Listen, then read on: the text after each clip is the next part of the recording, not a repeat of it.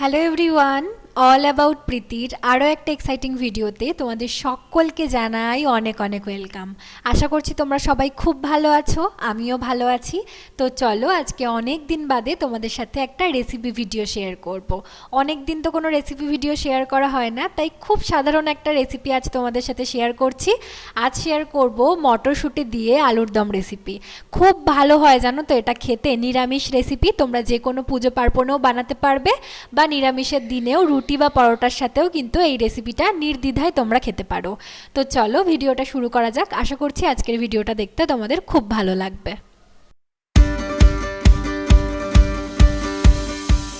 প্রথমে কি কি ইনগ্রেডিয়েন্ট লাগছে সেটা এক ঝলকে দেখিয়ে ফেলি। প্রথমেই নিয়ে নিয়েছি কিছু বড় বড় টুকরো করে কাটা আলু। আমি এখানে ওই 300 থেকে 400 গ্রাম মতো আলু নিয়েছি, তোমরা তোমাদের প্রয়োজন মতো আলু নিয়ে নেবে। তার সাথে নিয়েছি ছোট এক বাটি কড়াইশুঁটি। এখন তো কড়াইশুঁটি বাজারে খুবই দাম, তো ফ্রোজেনগুলো তোমরা কিনতে পারো, প্যাকেটেরগুলো, ওগুলো কিন্তু খেতে বেশ ভালোই হয়। তার সাথে সাথে কিছুটা মশলা করতে হবে, তাই জন্য আমি নিয়েছি কিছুটা আদা, তার সাথে নিয়েছি 4 থেকে 5টা কাঁচা লঙ্কা, তোমরা তোমাদের টেস্ট ওয়াইজ ঝালটা নিও। তার সাথে নিয়েছি একটা টমেটো কুচি আর 3 থেকে 4টে কাজু। তার সাথে নিয়েছি সামান্য একটুখানি টক দই, এটা আমরা ফেটিয়ে নেব পরে। ব্যাস এইটুকু সামান্য উপকরণেই কিন্তু রেডি হয়ে যাবে।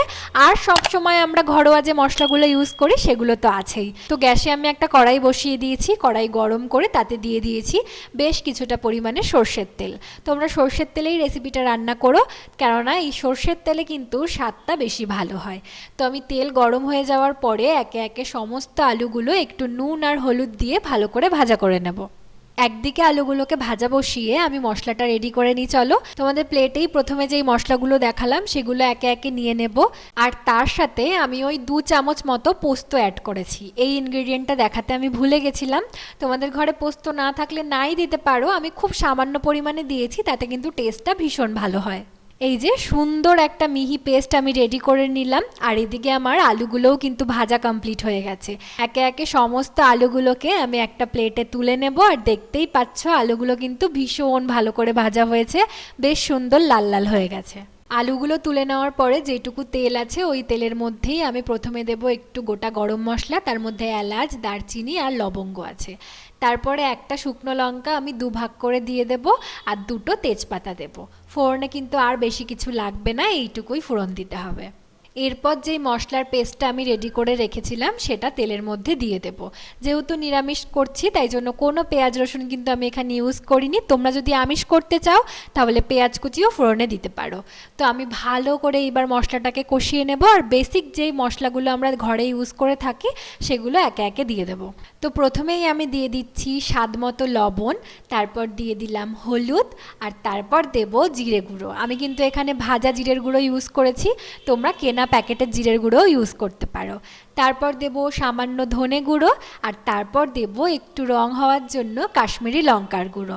তোমরা চাইলে এটা স্কিপও করতে পারো, লঙ্কার গুঁড়ো না চাইলে নাও দিতে পারো। আর টেস্টটা ব্যালেন্স করার জন্য সামান্য চিনি ইউজ করেছি। এইবার সমস্ত মশলাগুলোকে ভালো করে মিশিয়ে নিয়ে একটু সময় কষিয়ে তারপর যে কড়াইশুঁটিটা আমি এই রেখেছিলাম বাটিতে, সেই কড়াইশুঁটিটা দিয়ে দেব। আর দিয়ে ভালো করে নাড়িয়ে চাড়িয়ে ঢাকনা দিয়ে কড়াইশুঁটিটা মশলার সাথে সেদ্ধ করে নেব। তাতে কড়াইশুঁটিটাও সিদ্ধ হয়ে যাবে আর মশলাটাও কিন্তু ভীষণ ভালোভাবে কষে যাবে।